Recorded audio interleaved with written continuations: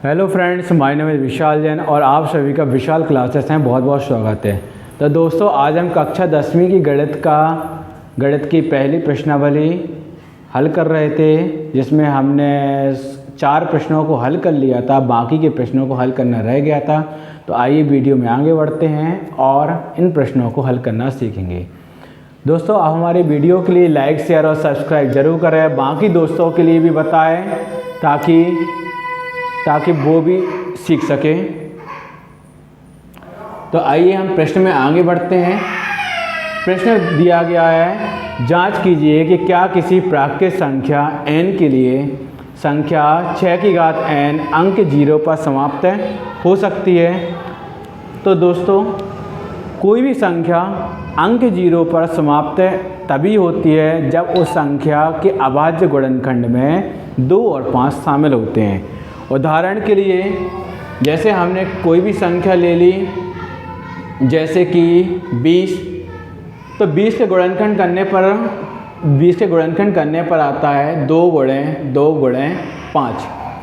तो इसके इकाई का अंक 0 इसलिए आया, ये अंक 0 पर समाप्त इसलिए हुई क्योंकि इसके अभाज्य गुणनखंड में 2 और 5 शामिल था।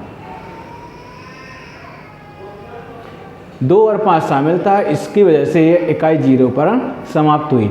यदि किसी संख्या में 2 और 5 सम्मिलित नहीं है तो वो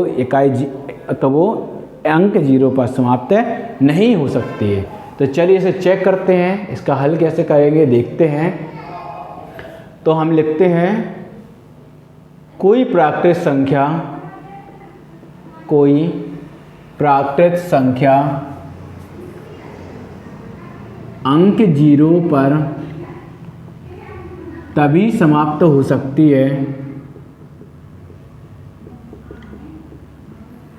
अंक 0 पर तभी समाप्त हो सकती है जब उसके अभाज्य गुणनखंड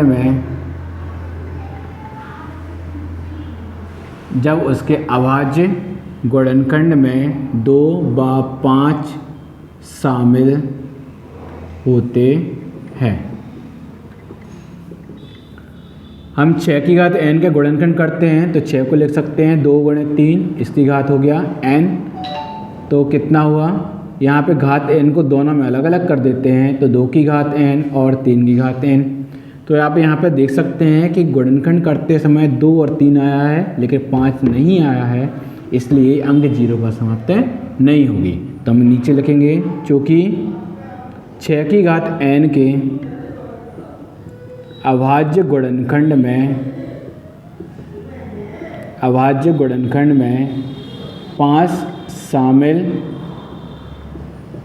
नहीं है, अतः 6 की घात n अंक 0 पर समाप्त नहीं हो सकती है।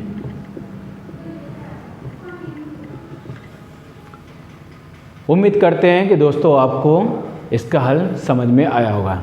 चलिए अगले प्रश्न की ओर आते हैं। अगला प्रश्न पूछ रहा है, व्याख्या कीजिए कि 7 × 11 × 13 धन 13 और 7 × 6 × 5, 4 × 3 × 2 × 1 धन 5 भाज्य संख्याएं क्यों हैं।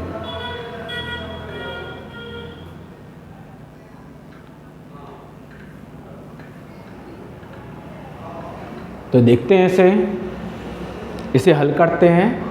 तो 7 × 11 × 13 धन 13। तो देखते हैं, ये तीनों संख्या गुणा के रूप में है, ये संख्या धन के रूप में दी गई है। तो इन दोनों संख्याओं में एक जैसा क्या है, 13 है। तो हम 13 को बाहर निकाल लेते हैं, तो यहाँ बचता है 7 × 11 और यहाँ बचा 1।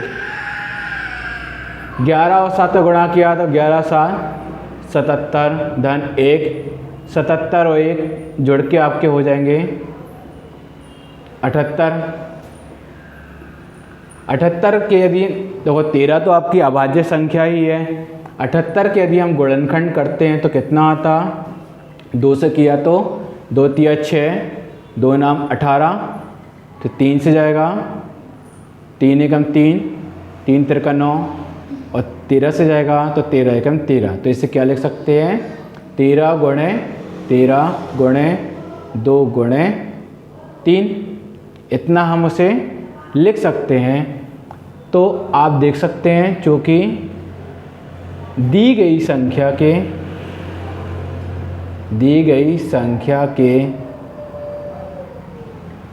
संख्या अंक 2, 3, 13 व स्वयं से विभाजित हो सकती है, अतः दी गई संख्या भाज्य संख्या है।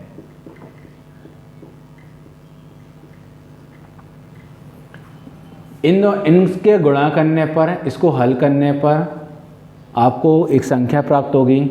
वो संख्या 13 से भी कट सकती है, 2 से भी कट सकती है, 3 से भी कट सकती है, 1 से भी कट सकती है और वो स्वयं से भी कट सकती है।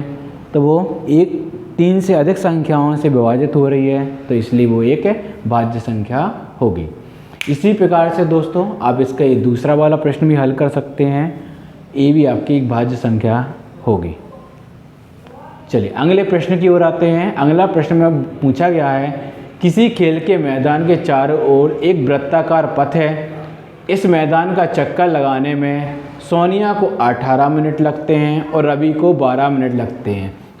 यदि दोनों एक ही दिशा में एक ही स्थान और समय पर चलना प्रारंभ करते हैं तो कितने समय बाद वे पुनः प्रारंभिक स्थान पर मिलेंगे।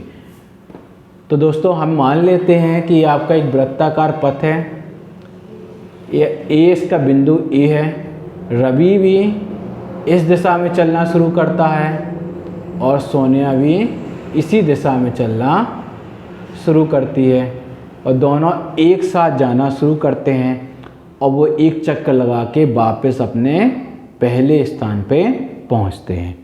तो दोनों को पहले स्थान पर पहुंचने में, एक साथ मिलने में कितना समय लगेगा ये हमें बताना है। तो इसको हल करने के लिए हमें सोनिया को लगने वाला समय और रवि को जितना समय लग रहा है, इन दोनों का हमें एलसीएम लेना होगा। तो देखते हैं इसे कैसे हल करेंगे।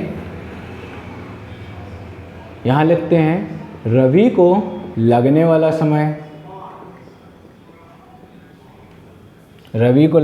समय, बराबर 12 मिनट, सोनिया को लगने वाला समय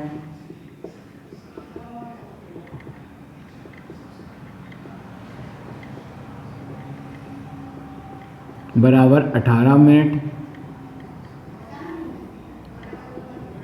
दोनों को पुनः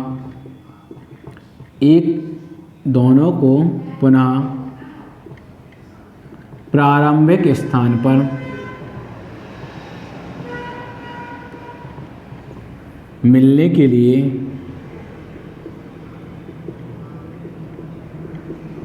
लगने वाला समय। अगर दोनों फिर से बिंदु ए पर मिलते हैं तो दोनों कितना समय लगेगा, तो ये समय होगा आपका एलसीएम किसका, 12 का और 18 का। तो 12 और 18 का एलसीएम हम रफ में करते हैं तो कितना आएगा, 2 से किया तो 2 6 12, 2 9 18, फिर 2 से जा रहा 2 3 6, 9 जम का 9 आ जाएगा। 3 से किया 3 का 3, 3 3 9, 3 से फिर जाएगा तो 3 एकम 3। तो 2 भी हमारा 2 बार आया, 3 भी हमारा 2 बार आया। तो इसको हम क्या लिख सकते हैं, बराबर 2 गुणे 2, 3 गुणे 3। तो आज 2 दूनी 4, 3 12 और 12 3 36, तो निकला हमारा 36 मिनट। अतः रवि और सोनिया दोनों पुनः प्रारंभिक स्थान पर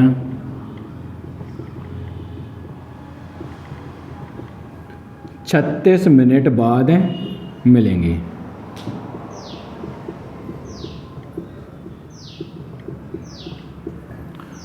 तो दोस्तों इस प्रकार से हमारी पहली इस प्रश्नावली पूरी होती है। उम्मीद करते हैं कि आपको प्रश्नावली समझ में आई होगी। हमारे इस वीडियो के लिए लाइक शेयर और सब्सक्राइब जरूर करें, बाकी लोगों के लिए बताएं ताकि सभी विद्यार्थी कक्षा 10वीं की तैयारी अच्छे से कर सकें। धन्यवाद।